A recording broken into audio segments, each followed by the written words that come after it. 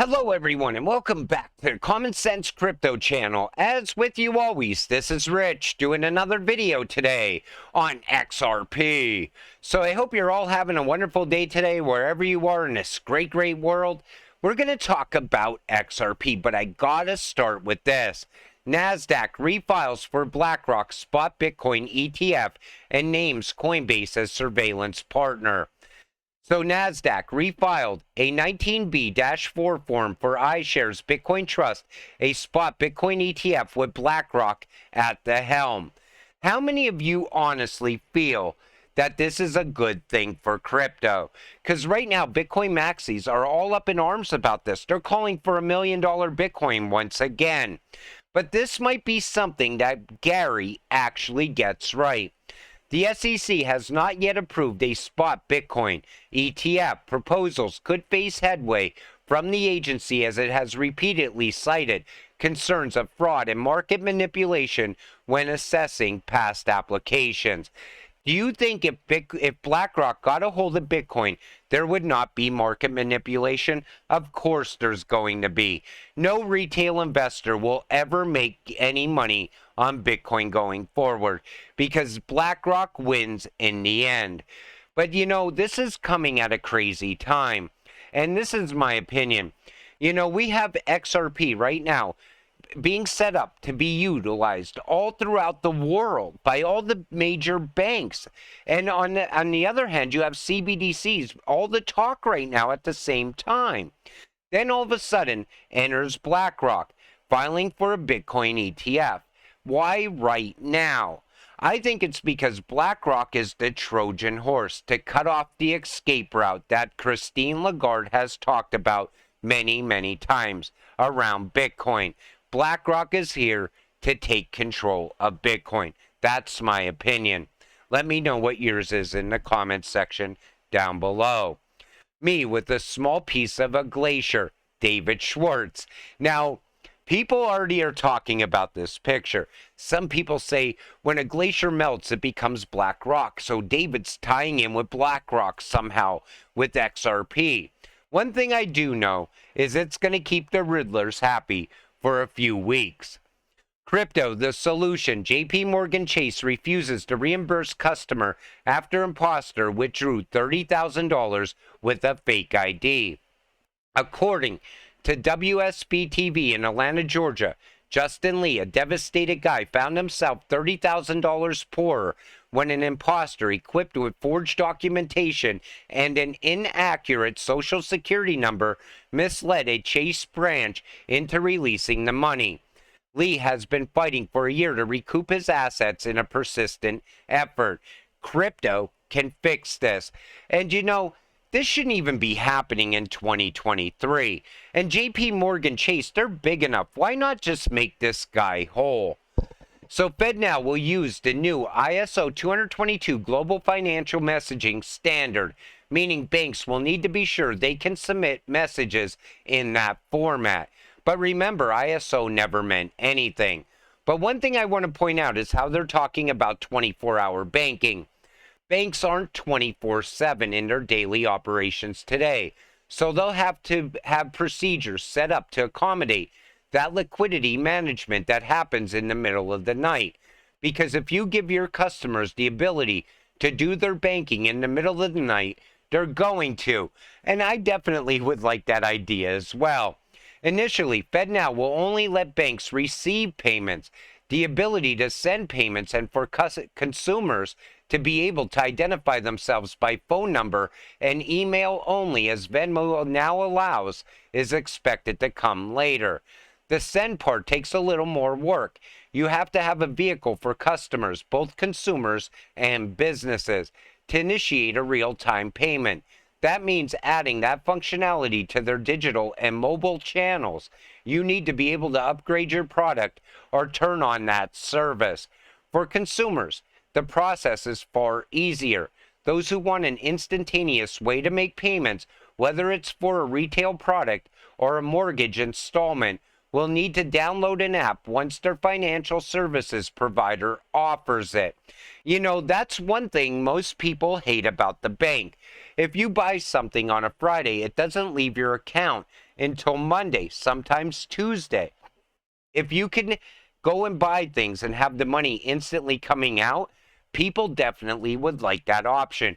More people would probably utilize the bank. Me, I will never trust the bank at all. The bank is not going to make you rich either. Banks will need to solve for real-time liquidity using Fednow. Now, the liquidity part can become a major problem. Once again, most likely why Fednow is working with Volante and utilizing Ripple's technology and also XRP for on-demand liquidity. Ripple partner and Fednow service provider Volante says that customers can use XRP on its platform since it's connected to Ripple. Plus, Volante selected for U.S. Fedwire service provider in the cloud. Like I said, all the ties are right there in front of you. And I don't think we're going to see that value happen really quick. I think it's going to be gradual and over time. All of a sudden, you're going to see price increases on your XRP, and you're not going to know why. And most likely, it'll be tied back to Fednow. But it's not just Fednow, it's other banks as well, like Bank of England, Federal Reserve, and Saudi Arabia Monetary Authority had collaboration with Ripple, connected to domestic payments and updating. You know, it's going to happen gradual, but it's going to happen fast. All of a sudden, you're going to see the transactions amping up. And as they do, they're going to push the price of XRP at the same time. There's going to be a reckoning. Everyone thought the ISO 222 compliance was a nothing burger. Yet, you're all about to find out. And even XDC is going to be tied in there as well with XLM. Everything's going to start to really come together. And everything that we talked about over the past year, year and a half, it's all going to start to come and make sense all of a sudden. Then you're going to start to realize, wow, I should have been buying more of XDC. I should have been stacking some XLM while still holding my XRP. Because you definitely want to diversify. There's going to be different options on different networks for passive income in the future. And that's why I always stress the idea of that. It wasn't like I was saying, don't just buy XRP. You know, XRP is a great cryptocurrency. It's well-rounded. It's probably the greatest crypto ever invented for cross-border payments. But you got to expand out just to increase your options in the future. So it comes down to this, and Brad sums it up very simply right here. Messages to banks that have liquidity. So to some degree, Citibank and HSBC, really the top two, JPM, those are the top three liquidity banks. And when you're sending SWIFT messages, you're sending messages to banks to release liquidity and making sure the debits and credits match. So to some degree, really boil it down, Ripple's competing with the liquidity of Citi and the messaging of SWIFT, but in one, because we're both messaging and liquidity. And because they're both messaging and liquidity, that's why banks are choosing to work with Ripple. They're working with Ripple to also utilize that on-demand liquidity at the same time. Then there's talk about Citi is reportedly reviewing its partnership with Metaiko and is in talks with other crypto custodians. But Citi is still working with other Ripple partners. Just in, Citibank extends partnership with Ripple-powered Volante's Volpay. And they're going to all continue to work together. Every time you see some announcement, people have to expand on that announcement and create FUD around it. I just did a video on XLM where I'm talking about an ex-employee at IBM all of a sudden talking about the partnership with IBM and Stellar no longer being a thing. It's an ex-partner of IBM, most likely a disgruntled partner. But people do it around all these cryptocurrencies. That's why I always tell you, continue holding your XRP, ignore the FUD, and just stay positive and stay patient. You will get there. You'll get that financial freedom if you can ignore all the noise. And along the way, always expect the unexpected. So Ripple lawsuit, crypto lawyer sheds light on imminent judgment in SEC case as XRP army awaits the verdict. Now, one thing he's pointing out here is around Judge Torres. He says, okay, so if she was corrupt and on the SEC's payroll, she would have never released the Hinman emails that they fought so desperately to keep private. But then people said, oh, she did that to make it look like she's fair. And then Johnny Deaton once again said, are you really going to sit there and say, oh, she did that just to give an appearance that she's fair? Come on, like, let's join reality. Get out of the metaverse and let's get back into reality. Please, it's not. And you know, people right away, because we don't get a judgment quick enough, they assume the worst at the same time. And you know what happens when you assume? You make an ass out of you and me.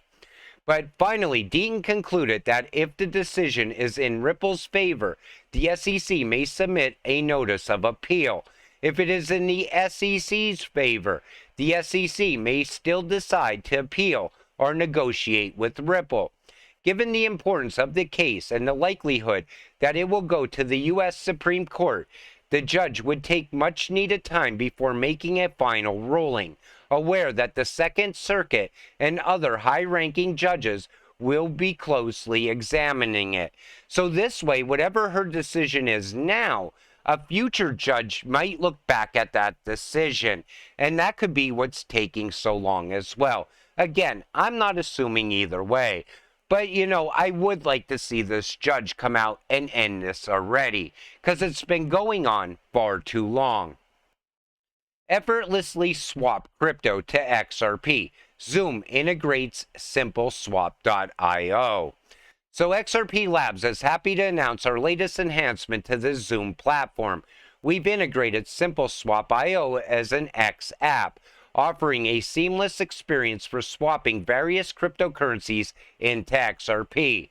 Our Simple Swap integration currently supports inbound swaps only, crypto to XRP. This decision stems from our commitment to minimizing risk for users. This new addition offers a streamlined and straightforward approach, simplifying the process of converting cryptocurrencies into XRP, making the transition into the XRP ledger ecosystem smoother than ever. Another great improvement to Xumm. And you know, we are at a time where once XRP takes off, like I said in multiple videos, I don't think we're going to be cashing out into USD. I think at that point you're not going to want to. You're going to look at other options. Plus, you got to look at future options for passive income. Think about it.